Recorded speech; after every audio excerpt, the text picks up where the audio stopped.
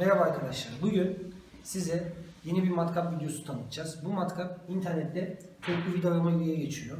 Biz de toplu matkap diye kullanıyoruz. Yani öyle sesleniyoruz. Matkap kendisi küçük ama iyi oturan çok güzel bir tutuşu var. Matkap çok performanslı, çok randımanlı. 140 Nm. Bunun üzerine çok aslında konuşulacak bir şey yok. İşlevi çok büyük bu makinenin.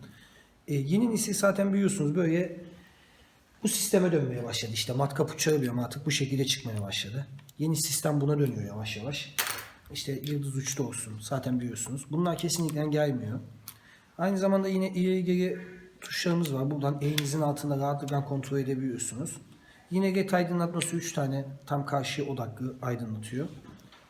Her üründe olduğu gibi burada da yine takılan bir mekanizma var. Demir cepte rahat kullanılsın diye bu şekilde. Bunun kendisi olmadığı için gösteremiyorum. 1.5 amper akümüz. Bu cihazlarda normalde ben 3 amperden aşağı kullanmayı düşünmüyorum. Çünkü çok randımanlı bir cihaz. Bu aküye çabuk bitmesine ve akü bitmese bile bitti gibi gösteriyor. Çünkü güce bindiği zaman akü direkt kırmızı ışık yakıyor. Ama 3000 amper veya 5000 amperde öyle bir şey yaşamıyorsunuz. Arasında zaten bayağı bir fark var. Ama yine dediğim gibi profesyonel kullanacakları için bunları öneriyorum. Evde kullanılacak arkadaşlar için 1.5 amper yeterli. Size bugün 8'lik uç var. Yani 8'lik akıllı başlıklar. İşte kimisi panel vidası diye geçiyor piyasada. Bunun tanıtımını yapacağım. Şu an 1 milim saca rahatlıkla bir vida attık. Şimdi tekrardan bakalım. 3 milim saca bir vida attık. Başka vidamız var mı? Şunu söyleyeyim.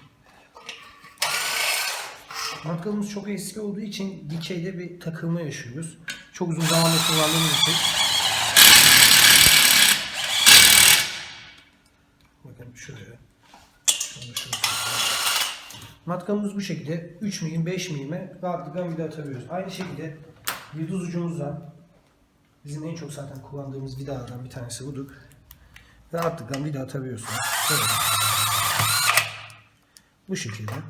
Bu 140 mm tork olduğu için çok fazla bazı şeylerde sıkıntı yaratabiliyor. Yani çok fazla şey beklemeyin aslında işin gerçeğini söylemek gerekirse. 180'liği genellikle ben tercih ediyorum. Eğer ki bizim gibi çalışan arkadaşlar varsa. Ağaca vida atmayı göstereyim yine. Matkabımız takılıyor. Şöyle göstereyim.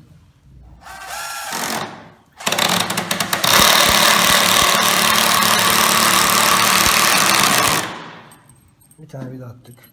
Bunlar 7 santimlik ağaç vidası.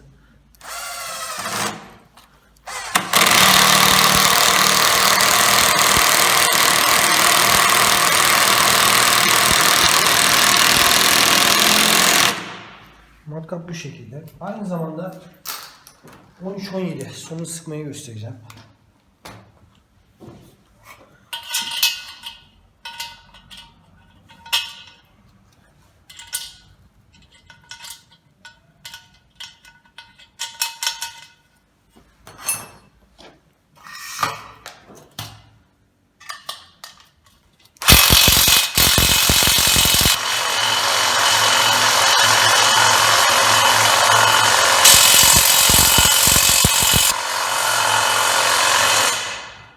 Bu şekilde görüyorsunuz demiri ne kadar güçlü olduğu için demiri 3 milim demiri bu şekilde zaten bakın demiri ne kadar daha da sıkıyordu. Çok fazla da sökemem diye şey yapmak istemedim.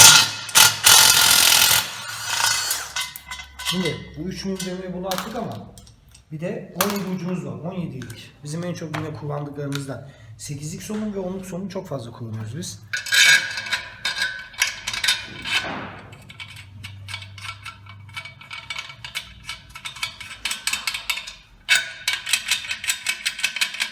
Şimdi onluk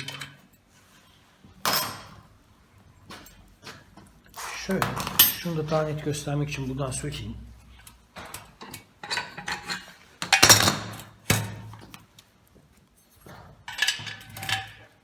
Şu şekilde.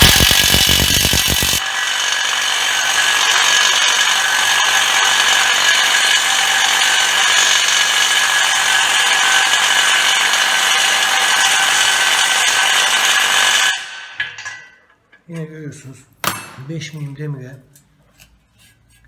çok ciddi Yine şişirme, içine doğru geçme. 5 milim demiyorum, çok etkili. Bu matkap yani normal şartlarda sizin kullanabileceğiniz bir matkap. Ama dediğim gibi biraz daha profesyonel çalışanlar bizim için biz 180'li tercih ediyoruz. Ama dediğim gibi zaten en düşüğü bu 180, 140, 180, 220 Nm geçiyor. Bir de aynı zamanda biz havalandırma işi yaptığımız için havalandırmada en çok sıktığımız cıvata somunlarımız var. 8'lik ve aynı zamanda klips. Yani biz çok fazla sıkıyoruz, kullanıyoruz. Şu şekilde göstereceğim size.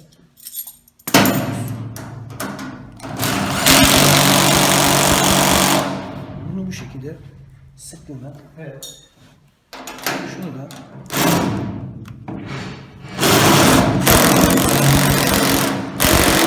bu şekilde ve diğer bir anahtarı daha alıp arasındaki farkı göstermek istiyorum size.